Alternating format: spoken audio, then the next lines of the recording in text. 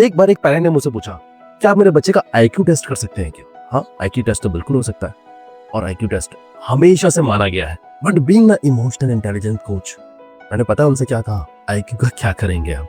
हाँ, आईक्यू का क्या करेंगे आप? लिटरली में आज एआई के जमाने में, आज जितनी जल्दी टेक्नोलॉजी आगे बढ़ रही है, उसमें आईक्यू का बहुत ज्यादा सेंस नहीं बनता। पीपल हैव हायर इंटेलिजेंस, वो कोई ज्यादा मार्क नहीं करता, जो मार्क करता है वो हायर इमोशनल इंटेलिजेंस। और आज जिस टॉपिक के बारे में मैं डिस्कस करने चाह रहा हूँ वो बहुत अनटच्ड टॉपिक है, मेटाकॉग्निशन।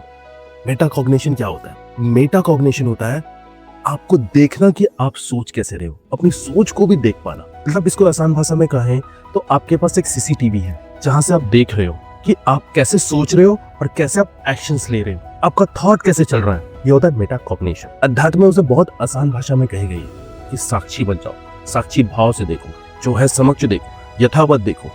कहने में और करने में बहुत ज्यादा फर्क है। जिनका रिफ्लेक्शंस, इनर रिफ्लेक्शंस बहुत हाई होता है, उन्हीं में ये डेवलप हो पाता है, मेटाकॉग्निशन। और ये मेटाकॉग्निशन के जो लोग होते हैं ना, जिनमें ये चीज डेवलप हो जाती है ना, उन्हें और किसी लोगों की जरूरत नहीं होती। वो खुद के गुरु रहते हैं, वो खुद ही की खुद ही बातों से सीखते रहते हैं, अपनी गलती को बहुत जल्दी एक्सेप्ट करते हैं और उसे कैसे चेंज करना है उसके लिए स्ट्रैटेजी बना देते हैं। वो ज्यादा अवेयर होते हैं अपने इमोशंस के बारे में, अपने एक्शंस के बारे में, अपने रिलेशनशिप्स के बारे में और अपने काम के बारे में।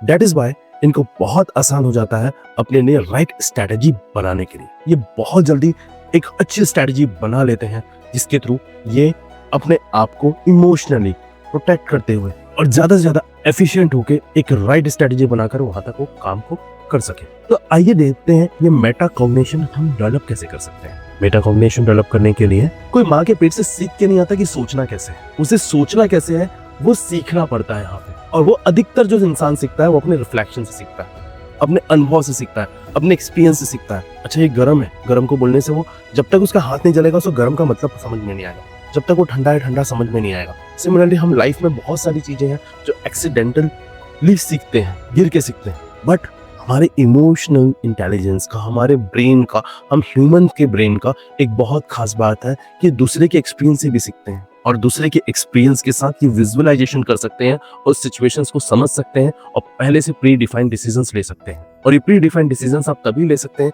जब आप रिएक्शन पे नहीं है, जब आप ऑब्जर्वेशन में है। जब कोई पर्सन ऑब्जर्वेशन कर रहा है चीजों को तो वो पूरी तरह से अवेयर है, अपने ह्यूमन ब्रेन का मैक्सिमम यूटिलाइजेशन कर रहा है। और जब वो इमोशंस को समझता है और रिएक्शन को रोकता है और राइट वे से ब्रेन पूरी तरह से अपना कॉग्निशन यूज करता है तो वो प्रॉब्लम को सॉल्व कर पाता है। और यही होता है प्रॉब्लम सॉल्विंग टेक्निक्स, जो धीरे धीरे बिल्ड होता है। But the good thing is that ये अपने बच्चे में बचपन से आप डेवलप कर सकते हैं, क्योंकि the future is of emotional intelligence. और जिस बच्चे में ये मेटाकॉग्निशन डेवलप हो चुका है, he will lead the world. और आज भी लीडर वही होते हैं जिनमें ये लीडरशिप की क्वालिटी ही होती है कि सेल्फ रिफ्लेक्शंस करके स्ट्रेटेजी को खुद को ज्यादा समझना। दुनिया को वही ज्यादा समझ सकता है जो खुद को समझता है। तो आइए बच्चों में कैसे इसको डेवलप कर सकते हैं, पॉइंट देन पॉइंट समझते हैं। तो बच्चे को अपने इम्पल्स को समझने के लिए आपको जगह देना है। जब भी बच्चा हाइपर हो रहा है, आपको पैरेलली हाइपर नहीं होना है, क्योंकि हमारा मिरर न्यूरॉन्स, बच्चे का मिरर न्यूरॉन्स बहुत ज्यादा एक्टिव होता है, अपने एनवायरनमेंट से मिररिंग करके सीखता है। लेकिन वहीं पर आप अगर माइंडफुल हो जाते हैं, अगर आप अपना वॉइस रेज कर रहे हैं, आप रिएक्शन हो रहे हैं, आप गुस्सा कर रहे हैं, अगर आप वहाँ पे माइंडफुल हो जाते हैं, बच्चे में अपने आप को माइंडफुल होने की ताकत आ जाएगी। आप अपने लिए मान लो बोलते हैं यार ये काम मुझसे नहीं हो सकता, ये चीज कठिन है, ये कहना बहुत आसान है, हम ऐसे डे टू डे में करते रहते हैं। लेकिन वहीं हम अपने ब्रेन को ये सिखाते हैं कि ये काम इस तरीके से नहीं हो रहा है, there could be another way to do it, उसको दूसरे तरह का करने का तरीका हो सकता है, चलो उसमें वर्कआउट करते हैं। अगर आपका ये एटीट्यूड है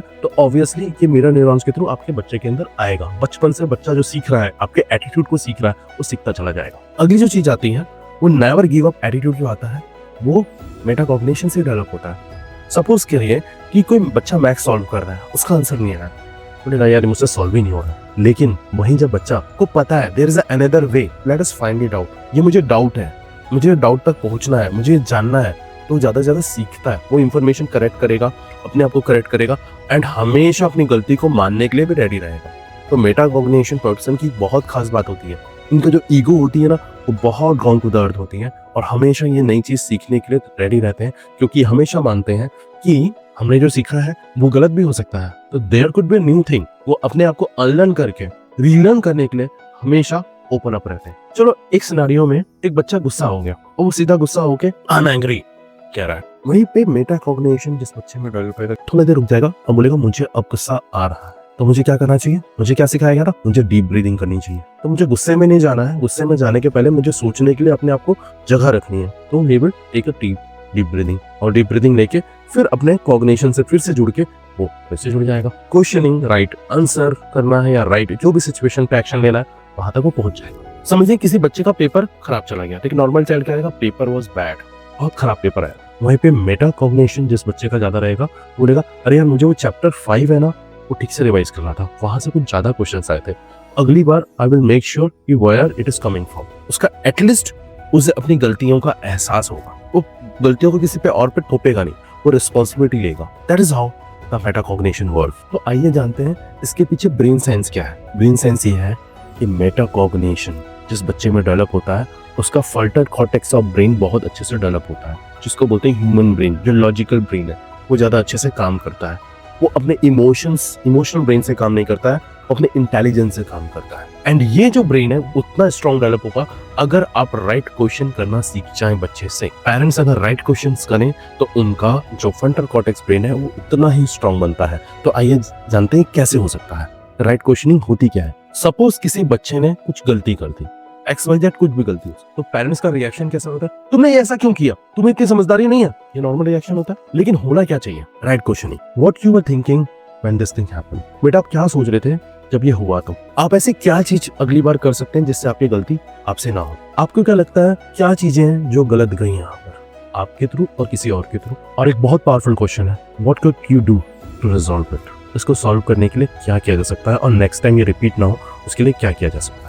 तो ये आपके साथ आपको दिखाता है कि यू आर अंडरस्टैंडिंग देम, आप उनके ब्रेन को हैक नहीं कर रहे, उनके ब्रेन को सोचने के लिए स्पेस दे रहे हैं और वो कॉग्निशन को डेवलप कर पा रहे हैं, मेटा कॉग्निशन वे से देख पा रहे हैं सिचुएशंस को, इमोशनली ना इन्वॉल्व होके मेटाफोरिक वे से दूर से देखना, बोलते हैं बर्ड आई व्यू से चीजों को देखना, CCTV तरह से देखना। तो डॉट्स कनेक्ट करने में उनको बहुत आसानी हो जाती है। And this is how you help your child to develop such an attitude. उनके फ्रंटल कॉर्टेक्स जो स्ट्रॉन्गर ब्रेन है, उनका जो इंटेलिजेंस है उसको डेवलप करने में आप हेल्प करते हो। इवेंचुअली IQ तो बढ़ेगा ही बढ़ेगा। And last just I will say, don't just teach your child what to think, also teach how to think. ये बस न सिखाएं कि सोचना है उन्हें, लेकिन कैसे सोचना है ये भी सिखाएं। मेटा कॉग्निशन ये एक सीक्रेट स्किल है, इसके लिए एक टॉपर बच्चे के लिए 3 चीजें हैं। एक मेटा कॉग्निशन स्ट्रॉन्ग चाइल्ड 3 चीजें अपने आप से पूछेगा ही पूछेगा। What I am thinking, is this thing is helping me, and how I can do better, इससे बेटर मैं कैसे कर सकता हूँ। एंड ये जो एटीट्यूड है उसकी लाइफ टाइम रहेगा and it will lead him become a good leader in his life. और इसका रिजल्ट क्या होता है, they become self guided in their life. उनके अंदर एक गाइड खुद के अंदर होता है जो उनको हमेशा गाइड करते रहता है। हम हमेशा बच्चों को सिखाते हैं भगवान देख रहा है, somebody is watching, इधर फरिश्ते बैठे हैं, यहाँ पर ये है, God will help you। ये मेटा कॉग्निशन हम कहीं ना कहीं से चीजों से डेवलप किए हुए, बट जो इंसाइट है जो खुद के अंदर डेवलप करना वो बहुत ज्यादा इंपॉर्टेंट है। हमें संस्कार तो देने हैं, बिलीफ सिस्टम उनमें डालने ही है, जो भी है हम जिनको फॉलो करते हैं, लेकिन उससे ज्यादा इंपॉर्टेंट होता है कि एक इंसान खुद में अपने आप में कंप्लीट हो, वो अपने सेल्फ वर्थ को समझे, वो सेल्फ गाइडेड रहे और कोई भी सिचुएशन से निकलने के लिए वो खुद के लिए अवेलेबल रहे। और यही जो पॉइंट है मेटा कॉग्निशन डेवलप करता है। आप सभी का यहाँ तक देखने के लिए बहुत बहुत धन्यवाद। HLD से जुड़े रहिए और माइंड साइंस, ब्रेन साइंस के बारे में, इमोशंस के बारे में, रिश्तों के बारे में और गहराई से जानिए। See you all, till then take care.